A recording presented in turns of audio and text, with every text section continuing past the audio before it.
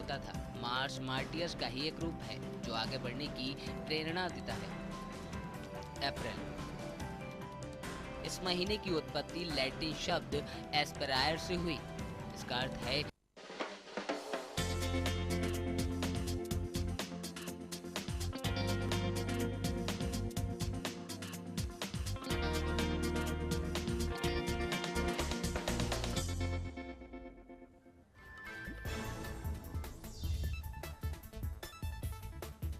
महाराष्ट्र सरकार के फैसले से वन जमीनों पर रहने वाले 5 लाख नागरिकों को मिल सकती है राहत।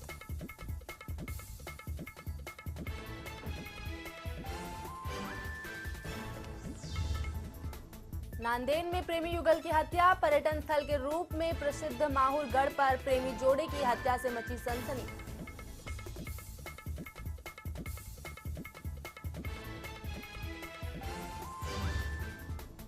मोदी पर फिदायीन हमले की योजना, एनआईए ने पटना गांधी मैदान में हुए धमाकों की चार्जशीट में किया अहम खुलासा।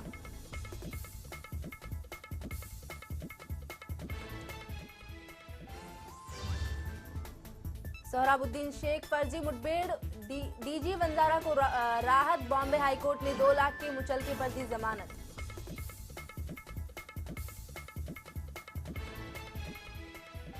और इसके साथ ही 9 राज्यों में 3 लोकसभा और 33 विधानसभा सीटों पर उपचुनाव, शनिवार को होगा मतदान।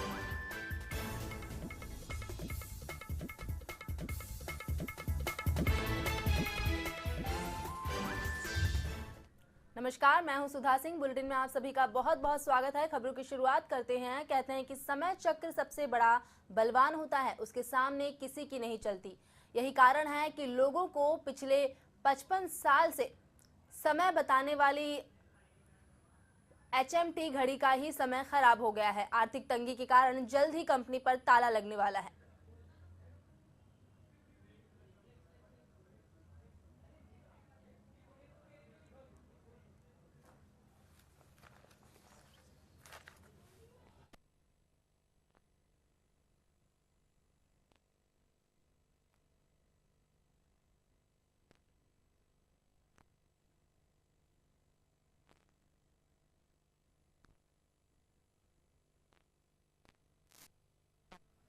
आपको बता दें जम्मू कश्मीर में सेना के 30,000 जवान बचाव कार्य में जुटे हैं। वायुसेना के 79 छोटे बड़े विमान राहत बचाव कार्य में हैं।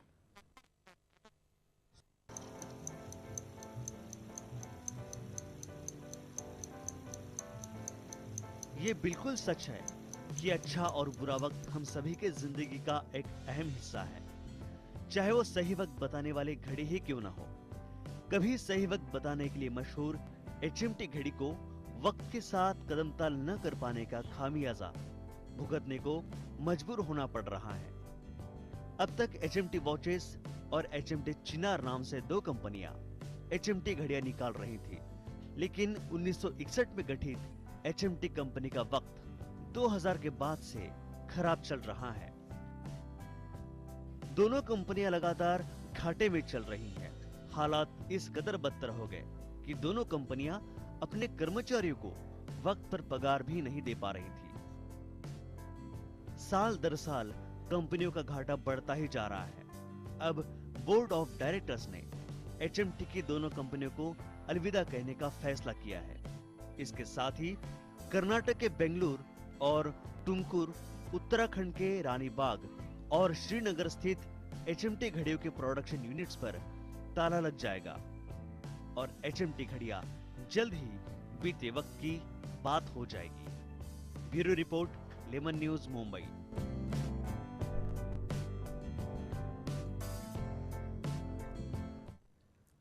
मुंबई के सम्मुखानंद हॉल में आयोजित भारतीय जनता पार्टी के अल्पसंख्यक विकास सम्मेलन में गुरुवार को भारी संख्या में पार्टी के कार्यकर्ता और नेता मंत्री मौजूद थे। इस दौरान भाजपा के प्रवक्ता शहनवाज हुसैन ने कहा कि कुछ लोग राजनीति में धर्म के नाम पर टोपी का इस्तेमाल करना बंद करें।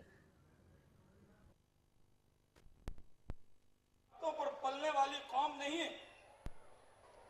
बहुत से ऐसी कौमें हैं जिनको डेवलपमेंट का, विकास का सम्मेलन करने की जरूरत पड़ती नहीं, बल्कि वो ऐसी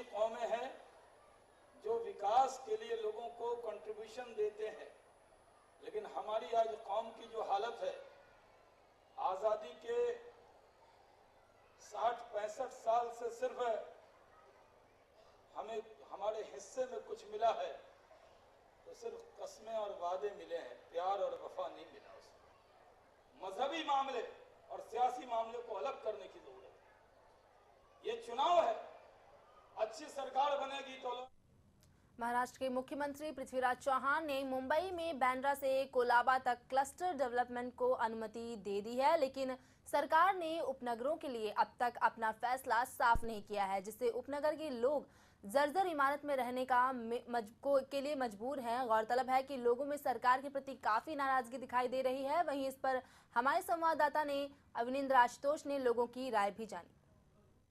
जिस तरह से महाराष्ट्र के मुख्यमंत्री पृथ्वीराज चौहान ने लोगों को भरोसा दिलाया था कि क्लस्टर डेवलपमेंट को लेकर वो काफी गंभीरता बरतेंगे, लेकिन सिर्फ टाउन के लोगों को ये फायदा होगा और निश्चित रूप से इस मसले पर अलग अलग लोग राय रखेंगे। यहाँ पे हम जानने की कोशिश करते हैं कि इनकी क्या प्रतिक्रिया है। सर, आपका नाम बताइए। मेरा नाम है कांति भाई पंचाल।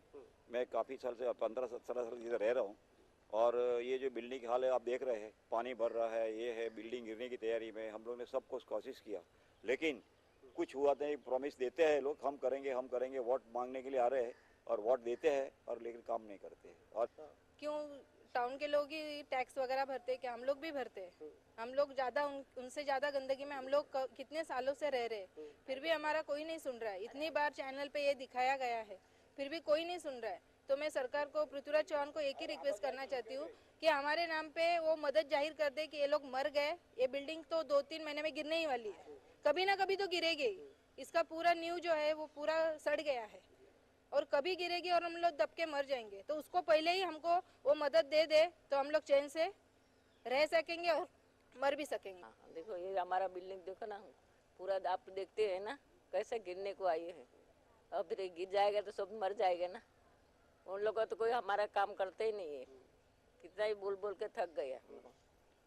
सब ये इस टायरे भी आए, इस टायरे भी आके गया, वो भी देख के गए, बहुत से लोग आके इधर गए पर कुछ हो रहा नहीं अभी देखो। क्योंकि अभी हम लोग कब से कितने साल से गंदगी में रह रहे, हम लोग को इंतजार है कि कभी हो रहा है तो, लेकिन नहीं हो पा रहा है। इंतहा हो गई इंतजार की, आई ना कुछ खबर रीडेवलपमेंट की। आपका नाम बताइए। विशाखा पंचाल। आप किस तरह से देखती है टाउन की जो सारी पुरानी बिल्डिंगें हैं जर्जर स्थिति में जो है उनको नए तरीके से बनाया जाएगा, इसको आप किस तरह से देखती हैं? मैं तो यही सोचती हूँ कि जल्द से जल्द हमारी बिल्डिंग भी ऐसी बने। इतनी गंदगी हो गई है कि नीचे पैर रखने के लिए भी प्रॉब्लम होती है, सारे मच्छर वगैरह सब बहुत सारा प्रॉब्लम हो रहा है। तो गवर्नमेंट से इतना ही है कि जितना जल्दी हो सके उतना जल्दी हमारी भी प्रॉब्लम्स को देखे और जल्दी से ये बिल्डिंग के लिए कुछ करे। ये भावना है आम आदमी की, जो हर कोई चाहता है कि उनकी बिल्डिंग के साथ भी न्याय हो। सर, आप पूरी समस्या को किस तरह से देखते हैं, क्योंकि सीएम साहब ने टाउन में परमिशन दे दी है? महाराष्ट्र शासन का विकास नियंत्रण नियमावली 33.5 में जो उन लोगों ने सुधार लिया, ये सिर्फ इन लोगों को इलेक्शन सामने रख के बिल्डर लॉबी से पैसा लेने का और चुनाव खर्चा निकलने का ये तरीका है। आपको लगता है कि इसमें मतलब पॉलिटिक्स हो रही है, सरकार अपने फायदे के लिए हाँ, इसी में तो सारा नजर दिखता है, पॉलिटिकल दिखता है। क्योंकि इतना दिन मोर्चा निकाले, पूरा पार्टी निकाला कि जो बिल्डिंग के हद से हो गए, उस टाइम उन्होंने कुछ रिजल्ट नहीं दिया। अभी ये दिसंबर 2013 में इन्होंने डिक्लेयर किया कि क्लस्टर योजना लागू होने का है, थाना में होना है, मुंबई में होना है। अब मुंबई में मुझे मालूम है कि मुंबई टाउन क्या है और उपनगर क्या है। टाउन में भी टैक्स होता है और उपनगर में भी टैक्स होता है, लेकिन उपनगर में प्लेस जगह ज़्यादा है और टाउन में कम है। टाउन में बिल्डिंग छोटी है, लोग छोटे कम है करके उधर बड़े बड़े 50-50, 100 माले की बिल्डिंग बन सकती है। यानी वहाँ पे पॉलिटिकल इलेक्शन के लिए उनको बिल्डर लॉबी से करोड़ों रुपए का निधि मिलेगा। उपनगर में वैसा नहीं। उपनगर में क्या है, अभी हमारी ये बिल्डिंग है 118 लोगों की है, हमारे पास 1670 स्क्वायर मीटर एरिया है।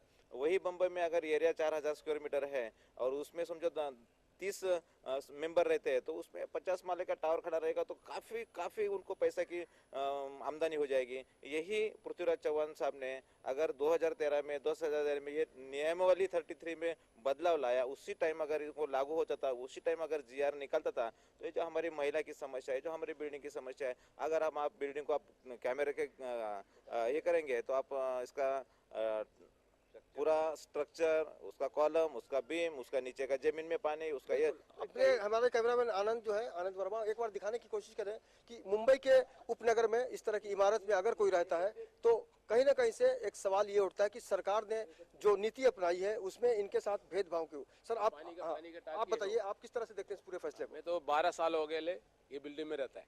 ये 12 साल में अभी बोल रहा है अभी आज तोड़ेगा, कल तोड़ेगा, डेमोलिशन होएगा, ऐसा रिडेवलपमेंट होता है करके। अभी ये जो सीएम साहब का फैसला है, आपको लगता है इसमें आगे इलेक्शन वगैरह को देखते हुए? इलेक्शन है, इसके लिए आज तो कल डिक्लेयर किया ऐसा ऐसा कुछ करने वाला है। वो तो बहुत साल से ऐसा सुन रहे हैं। अभी पृथ्वीराज चौहान होने दो, कोई भी होने दो, अभी तो अपना काम होने मन रहा है बस। ये पॉलिटिक्स का बात नहीं है, ये तो बच्चा लोग का। मेरा 12 साल है, मैं इधर ही रहता है। बच्चा लोग को बीमार हो गया, कुछ भी हो गया, कौन जिम्मेदारी? ये बिल्डिंग कभी गिरेगा कुछ बोल नहीं सकते। मैडम बोला 3 साल का भी गारंटी नहीं है, कभी भी गिर सकता है। अभी गिरने के बाद में बोलेगा अरे वो एक रीत ला के रखेगा, मैं वो करेगा, ये करेगा, 1 लाख देगा, 2 लाख देगा, मरने वाला को इतना देगा। पॉलिटिक्स वाला कुछ भी बोलता है, ये बोलने वाला कुछ देने वाला नहीं है। मरने के बाद में कुछ फायदा नहीं है, इसके लिए बोल रहा हूँ। ये कुछ पॉलिटिक्स है नहीं, इलेक्शन होने दो, कुछ भी होने दो। अभी यही तस्वीर है, इनकी जो सोच है, इनका जो फैसला है वो यही है। इनकी सोच से यही हम सबक ले सकते हैं कि आने वाले दिनों में जो चुनाव है उसको देखते हुए पृथ्वीराज चौहान ने इस तरह का फैसला लिया है और बिल्डर लॉबी को खुश करने की कोशिश की गई है ताकि वोट के साथ साथ नोट भी आ सके। चलिए अब सीधे रुख करते हैं केंद्रीय गृह मंत्री राजनाथ सिंह की ओर, जो कि पत्रकारों को संबोधित कर रहे हैं। रिलेटेड इश्यूज और साथ ही साथ संसद रिलेटेड इश्यूज और इसके अतिरिक्त पैरामिलिट्री फोर्सेस का मैनेजमेंट, यह सब सारे मैंडेट हमारे होम मिनिस्ट्री की है, जिसकी जानकारी मैंने आपको दी है। सबसे पहले मैं चर्चा करना चाहूंगा जम्मू कश्मीर के प्राकृतिक आपदा के संबंध में। यह एक प्रकार की राष्ट्रीय आपदा है। मैं सराहना करना चाहता हूं भारत के सेना के जवानों का, चाहे वह आर्मी के जवान रहे हों, चाहे इंडियन एयरफोर्स के रहे हों, चाहे हमारे नेवल फोर्स के रहे हों, और साथ ही साथ हमारे डिजास्टर मैनेजमेंट के एनडीआरएफ के जवान रहे।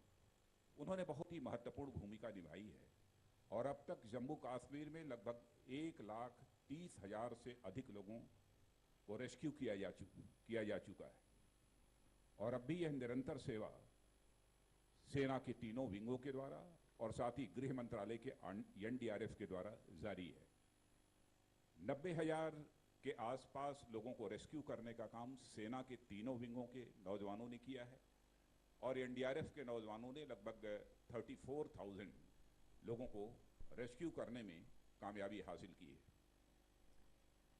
सबसे पहले जम्मू कश्मीर का दौरा मेरा हुआ था और आकर जब मैंने प्रधानमंत्री जी को वहाँ की वस्तुस्थिति के संबंध में जानकारी दी, प्रधानमंत्री जी ने फैसला किया कि मैं कल ही वहाँ पर जाऊँगा और जम्मू कश्मीर की स्वयं यात्रा प्रधानमंत्री जी ने की।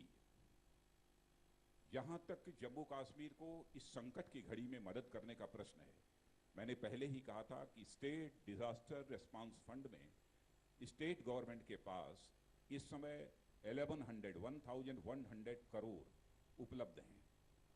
और मैं यह जानकारी देना चाहता हूं आपको कि एसडीआरएफ में 90% कंट्रीब्यूशन यदि किसी का होता है तो सेंट्रल गवर्नमेंट का होता है।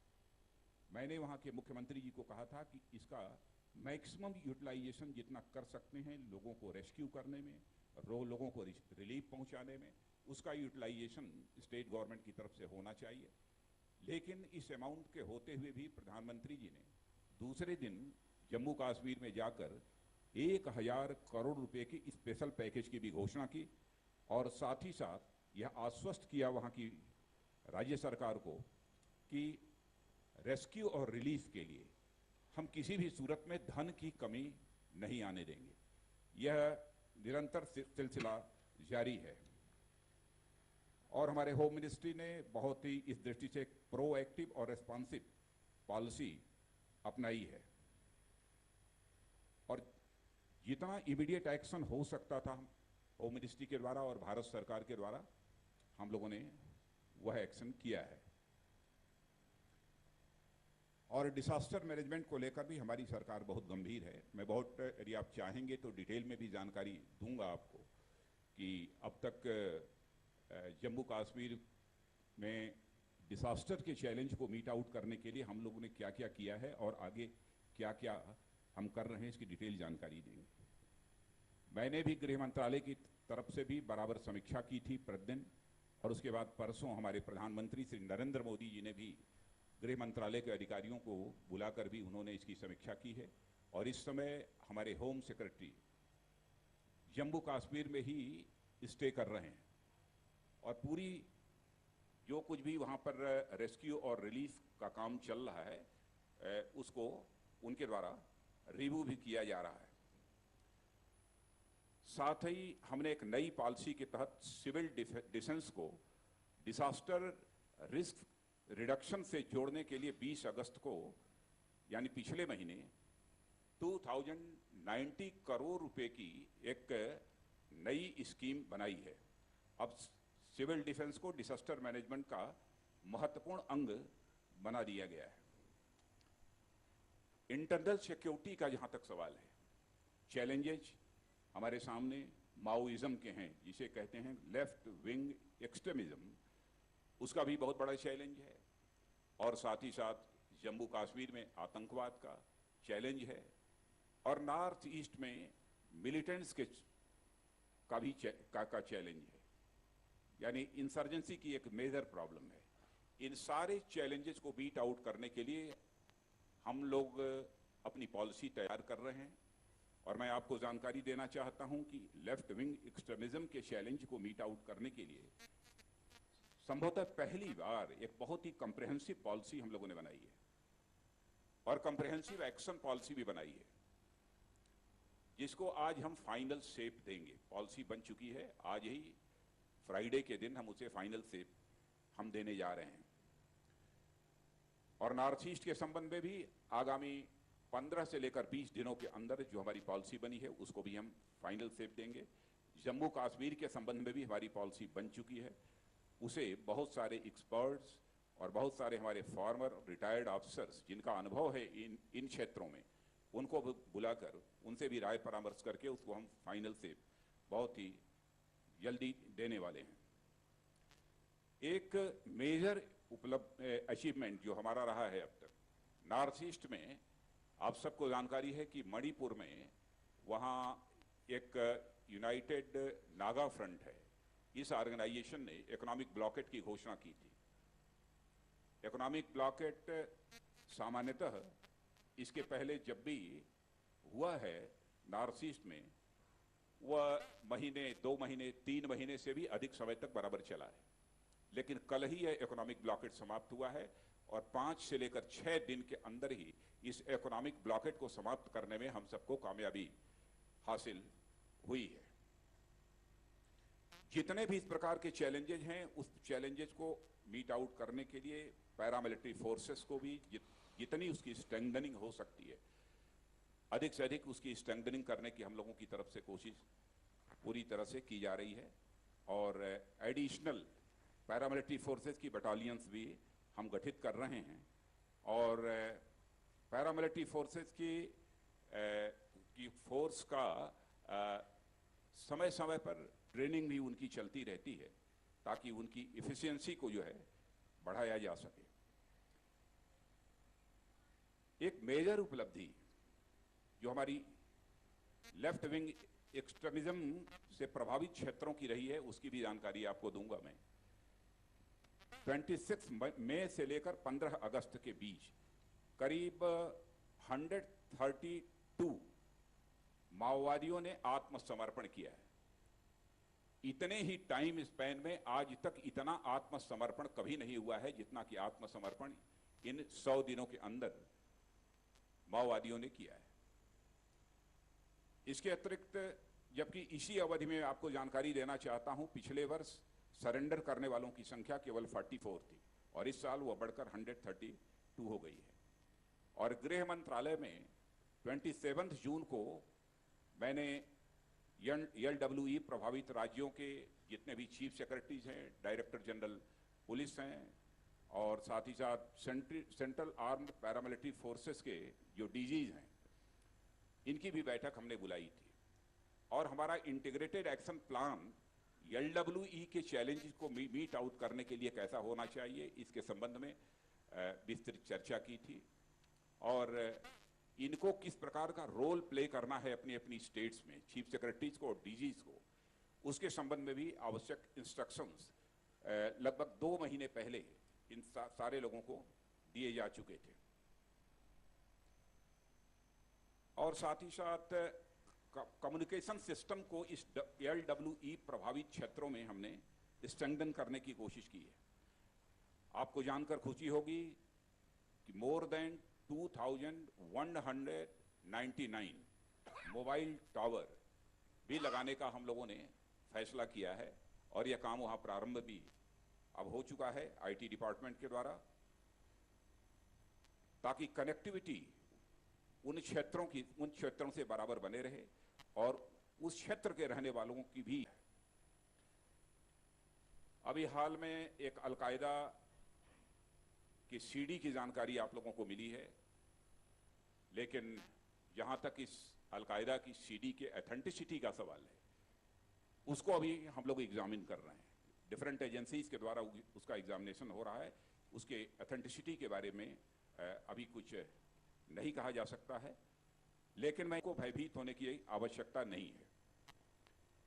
भविष्य में एक चैलेंज और अधिक जो हम लोगों के सामने आने की संभावना है, जिस समय हमारी NATO फोर्सेस अफगानिस्तान से विड्रॉ होंगी,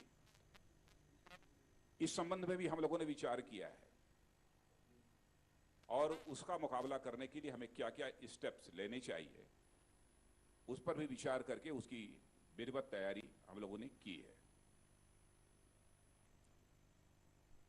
बॉर्डर सिक्योरिटी की दृष्टि से हमारा दूसरा पॉइंट है, जो गृह मंत्रालय का यह दूसरा एक मेजर मैंडेट है। उसके संबंध में मैं इतना कहूंगा कि अभी पिछले 2 दिनों से मैं लगातार कच्छ के क्षेत्र में था, जो गुजरात का क्षेत्र है।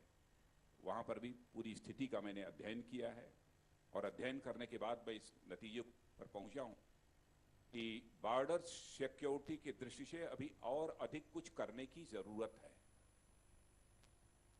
इस संबंध में भी हमारी एक कॉम्प्रिहेंसिव पॉलिसी तैयार हो चुकी है और मैं बॉर्डर मैनेजमेंट से रिलेटेड उस कॉम्प्रिहेंसिव पॉलिसी की भी आपको मैं जानकारी यहां पर देना चाहूंगा कि अब तक हमारी MHA ने, मिनिस्ट्री ऑफ होम अफेयर्स ने जो कुछ भी तैयारी की है, एक तो legal framework to protect land and coastal border,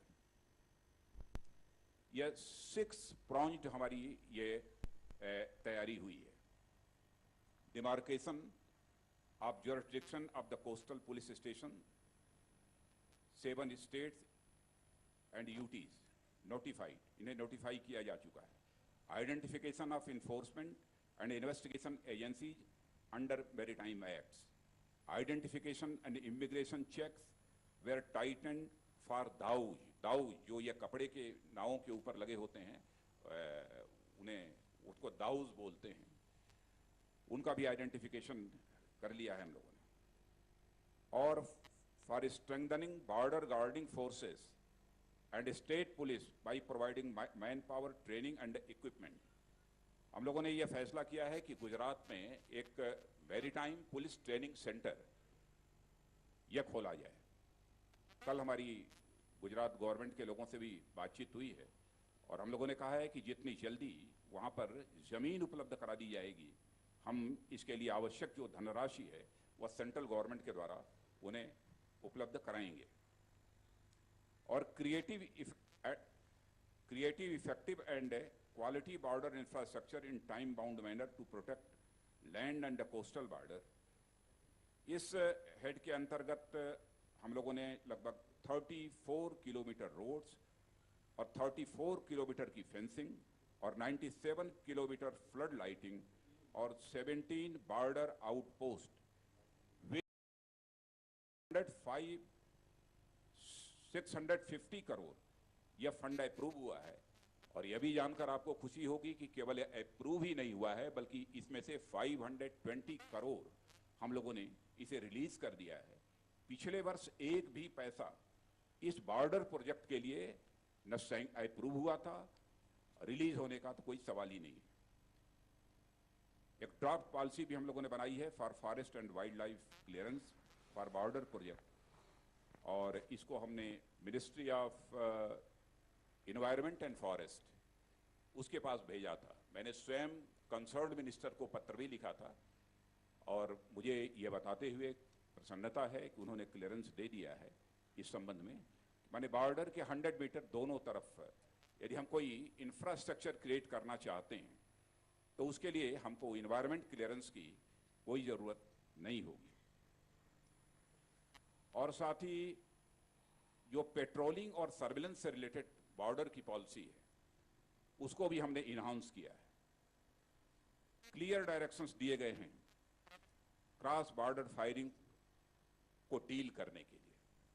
और आपने देखा होगा कि जिस समय पाकिस्तान ने सीज फायर वायलेशन किया था तो हमारे बॉर्डर सिक्योरिटी फोर्स के जवानों ने कितनी बहादुरी के साथ उसका मुकाबला किया था और उन्होंने उसके हौसले भी पस्त किए थे। सर्विलेंस की इसको इंक्रीज करने के लिए, बढ़ाने के लिए सर्विलेंस को हमने कुछ टेक्नोलॉजिकल सॉल्यूशंस भी हम निकाल चुके हैं और हम दे रहे हैं technological solutions to increase the surveillance.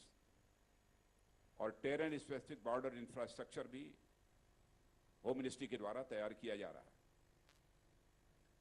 मैंने पूरी तरह से रिव्यू किया है लैंड और कोस्ट बॉर्डर्स की जो इस समय की सिचुएशन है, और मैं स्वयं बॉर्डर्स पर मैं स्वयं जा रहा हूं और जो भी वल्नरेबल एरियाज हैं उन सब सारे वल्नरेबल एरियाज को स्वयं मैं अपनी तरफ से देख रहा हूं और वहां पर क्या क्या सिक्योरिटी मेजर्स लिए जा सकते हैं और टाइम बाउंड मैनर में कैसे लिए जा सकते हैं, इसके लिए हम पूरी तैयारी कर रहे हैं और कदम उठा रहे हैं। बॉर्डर के डेवलपमेंट के लिए, बॉर्डर एरियाज के डेवलपमेंट के लिए और क्रॉस बॉर्डर ट्रेड को फैसिलिटेट करने के लिए भी एक तो 2007 करोड़ अभी विद इन 100 डेज हम लोगों ने यह अमाउंट रिलीज किया है और web based management information system develop किया है for effective monitoring of the projects. यह काम भी बॉर्डर मैनेजमेंट के ही तहत हुआ है। और इंटीग्रेटेड चेक पोस्ट रक्सौल में यह हम लोगों ने कंप्लीट कर लिया है। बॉर्डर मैनेजमेंट की दृष्टि से जो काम हुए हैं उसकी जानकारी मैंने आपको दी है। और चौथा मैंडेट जो मिनिस्ट्री ऑफ होम अफेयर्स का है, वीजा रिलेटेड और सिटीजनशिप रिलेटेड जो इश्यूज हैं उसकी भी जानकारी आपको देना चाहता हूं। एक ऑनलाइन वीजा एप्लीकेशन सिस्टम भी हम लोगों ने प्रारंभ किया है और यह पिछले 3 महीनों में ही चालू किया गया है। अब पूरे दुनिया के 152 एम्बेसीज में यह सुविधा हो गई है। वीजा और माइग्रेशन की सुविधाओं को बढ़ाने के लिए हम लोगों ने 12 जो इंडियन एम्बेसीज हैं इधर 100 दिनों के अंदर वहां पर ऑनलाइन वीजा एप्लीकेशन सिस्टम यह प्रारंभ किया है। होम मिनिस्ट्री ने जो हमारे हवाई अड्डे हैं, ऐसे 9 हवाई अड्डों पर टूरिस्ट वीजा ऑन अराइवल यह भी सिस्टम प्रारंभ किया है।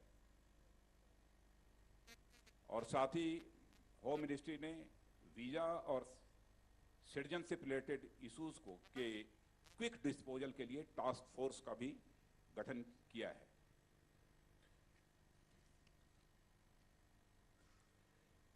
पुलिस मॉडर्नाइजेशन, इसके बारे में भी मैं आपको जानकारी देना चाहूंगा।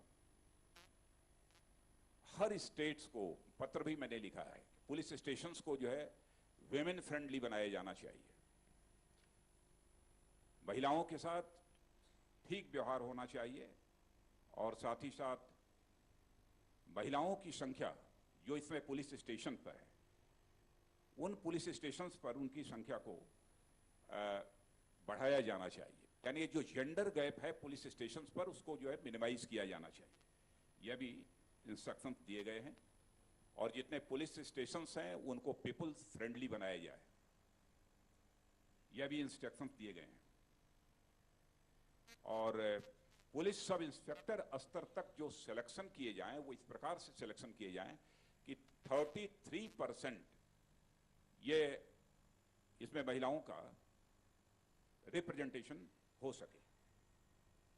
यह सब सारी एडवाइजरी सारी स्टेट गवर्नमेंट्स को जारी की जा चुकी है और पुलिस थानों का माहौल महिलाओं के काम करने के लिए बेहतर बन सके, अनुकूल बन सके, इसलिए महिलाओं के लिए अलग अलग वॉशरूम्स और रेस्ट रूम्स की व्यवस्था के भी आवश्यक निर्देश दिए जा चुके हैं।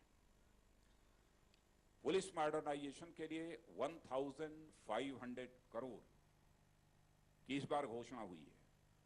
जो पिछले वर्ष जो पुलिस मॉडर्नाइजेशन के लिए जो एलोकेशन हुआ था उससे कहीं बहुत अधिक एलोकेशन इस बार पुलिस मॉडर्नाइजेशन के लिए हमारी गवर्नमेंट ने किया है। हमारी गवर्नमेंट आने के बाद सेंट्रल आर्म्ड पुलिस फोर्सेस के लिए एक हम लोगों ने टीटी राउंड मैप बनाया है, जिसके चलते सभी सेंट्रल आर्म्ड पुलिस फोर्सेस जो होम मिनिस्ट्री के बीच परस्पर जानकारियां एक दूसरे से शेयर की जा सके। कश्मीरी माइग्रेंट्स के संबंध में जिस समय हमारे फाइनेंस मिनिस्टर ने बजट पेश किया था उसी समय उन्होंने 500 करोड़ की एक पैकेज की उन्होंने घोषणा की थी। इसमें हम सारे स्टेक होल्डर्स को कॉन्फिडेंस में ले रहे हैं और यह विचार कर रहे हैं कि इसको कैसे इफेक्टिवली इंप्लीमेंट किया जा सकता है और लोगों के अंदर कैसे यह कॉन्फिडेंस जनरेट किया जाए ताकि लोग जो वहां से माइग्रेट हुए हैं फिर से आकर अपने कश्मीर में बस सकें, वहां रह सकें। और इस संबंध में जम्मू कश्मीर के चीफ मिनिस्टर को भी मैंने एक पत्र भी लिखा है कि जल्दी से जल्दी हमको लैंड उपलब्ध करा दी जाए कश्मीर वैली में ताकि हम कश्मीरी माइग्रेंट्स को वहां पर रिहेबिलिटेट कर सकें।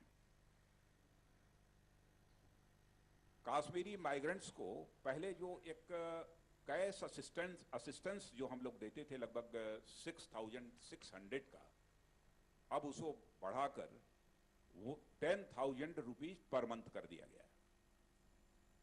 यह भी विदिन 100 डेज का ही हमारे एमएचए का अचीवमेंट है। सेंट्रल